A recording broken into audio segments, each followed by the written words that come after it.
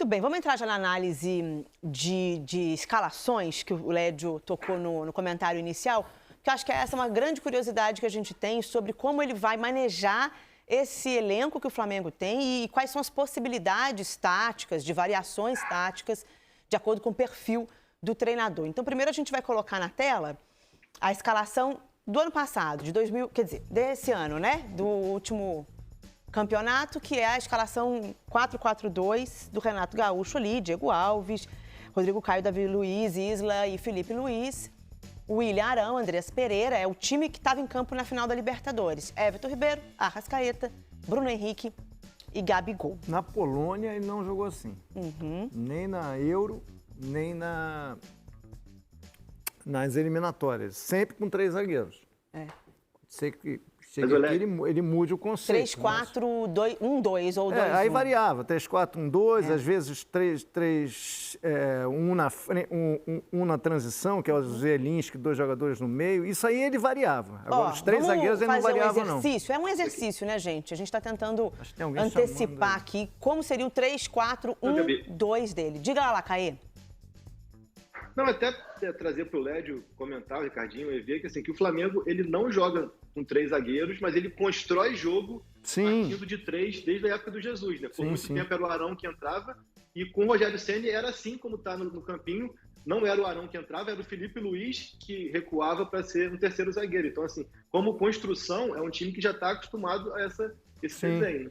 Ô, EV, vamos já te facilitar a tua vida, a tua primeira narração de um jogo, para você ajudar a gente a fazer esse exercício aqui e já treinar também, né? Na escalação que a gente colocou ali com 3 zagueiros, a gente colocou o Felipe Luiz, uma suposição nossa de que pode ser o Felipe Luiz ali ao lado do Rodrigo Caio e do Davi Luiz, né?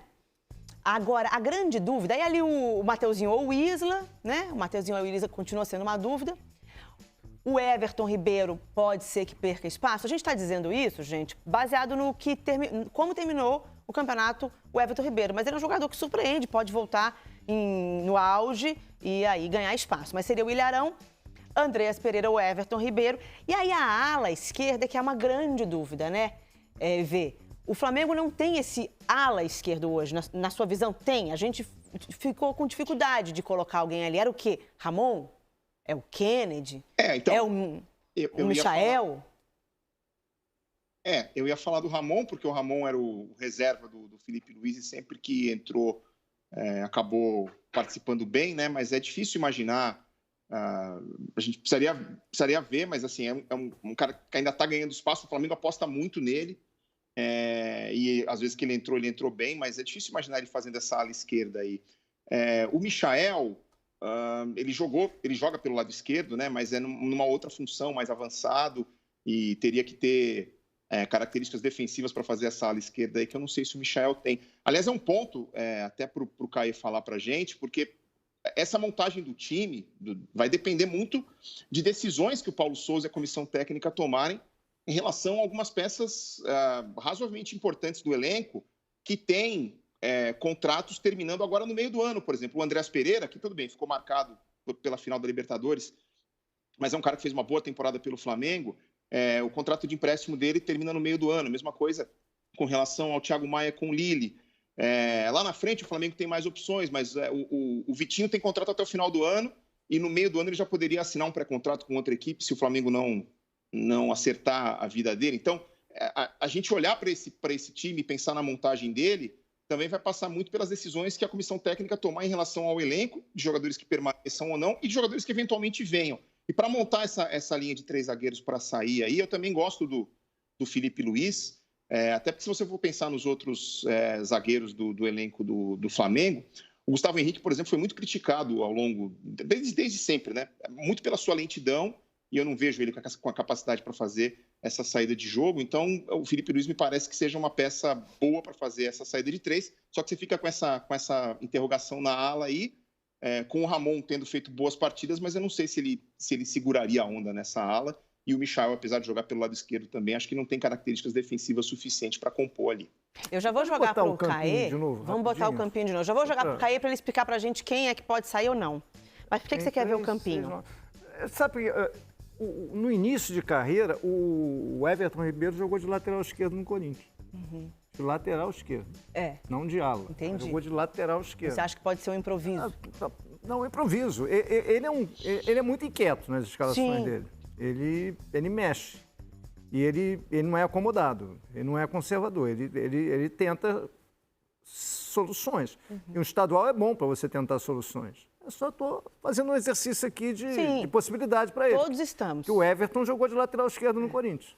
Uma outra possibilidade que eu vou jogar para o Ricardinho, e a gente também discutiu isso aqui na nossa prévia, é o Felipe Luiz de ala esquerdo, e aí você elege um outro zagueiro para ser o terceiro zagueiro ali, recupera a forma de Léo Pereira. Ricardinho, você daria...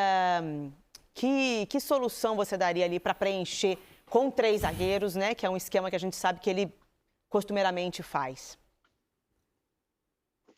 Então, Gabi, primeiro que o elenco do Flamengo, ele oferece muitas alternativas ao treinador, né? Eu vejo que é um elenco com muita capacidade técnica, capacidade tática. Acho que oferece jogadores de velocidade, jogadores de criatividade, jogadores com característica, de repente, lateral mais defensivo, outro lateral que se apresenta um pouco mais, né? Com relação ao time do Flamengo do próximo ano, acho que constatação, pelo menos minha, né, particular, o Mateuzinho tem que ser o titular da lateral direita. Jovem, independentemente de jogar com 3 zagueiros, ele sai bem, ele bate bem na bola. Eu acho que ele é um jovem que, com capacidade, já está na hora de assumir essa titularidade do Flamengo na lateral direita.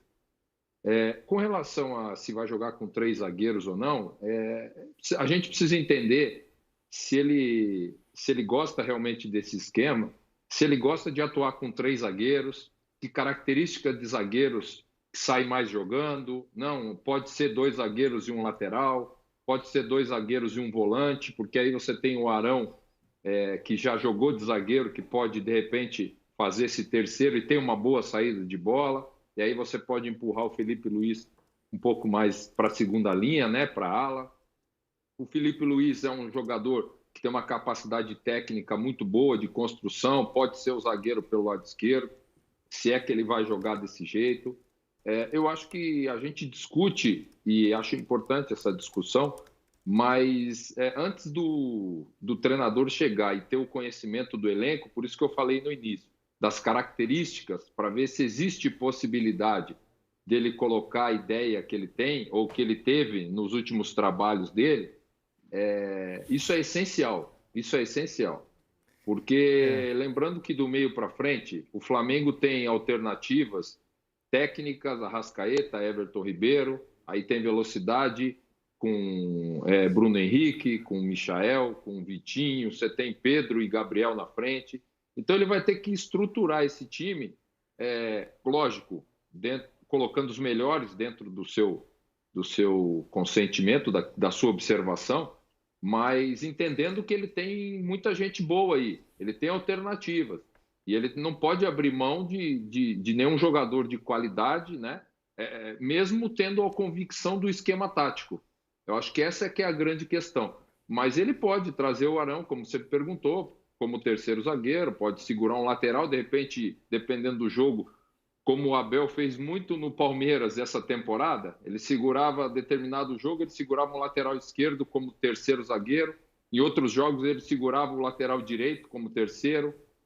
Então, essa variação, em cima daquilo que o Lédio colocou também, porque, pelo que eu vi, o Paulo Souza também gosta de trocar, de variar, de mexer no time, ele tendo esse entendimento do elenco e, principalmente, o entendimento dos jogadores em relação ao seu trabalho, daquilo que ele quer, ele pode construir estratégias diferentes durante a temporada. Aliás, Ricardinho, você falava e eu pensei assim, né, já que é um momento de saudão, de o que funcionou, no que não funcionou na temporada, superamos essa questão de que 3 zagueiros é um time defensivo, de que 3 zagueiros é time retranqueiro. A gente superou isso graças a Abel e Hernan Crespo, que trouxeram Já era para ter superado antes, né? Já mas, era. Enfim. Talvez isso fale mais da gente. A gente discute isso desde 90, né? Não é Exatamente. É. Mas que bom, mas siga lá, Lédio. Não, em cima do que o Ricardinho falou, né? Aí o Caê pode